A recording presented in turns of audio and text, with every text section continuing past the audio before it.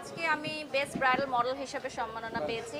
আমি বাংলাদেশের সর্বাধিক মেকআপ আর্টিস্টদের সাথে অ্যাজ আ ব্রাইডাল মডেল হিসেবে কাজ করেছি। যখন কাজের শুরুতে আমি আসি মডেলিং করি, তো মেকআপ আর্টিস্টদের সাথে আমার একটি দারুণ সখ্যতা রয়েছে এবং আমি মনে করি যে যত বছর ইন্ডাস্ট্রিতে আমি কাজ করব, মেকআপ আর্টিস্টদের কাছে আমি অনেক কৃতজ্ঞ যে তারা আমাকে এত সুন্দর করে প্রেজেন্ট করেছে দর্শকদের সামনে। এজন্য আমি হয়তো তাদের ভালোবাসা অনেক বেশি পেয়েছি। এটা আমি সবসময় মেকআপ আর্টিস্টদের কৃতজ্ঞতা স্বীকার করি।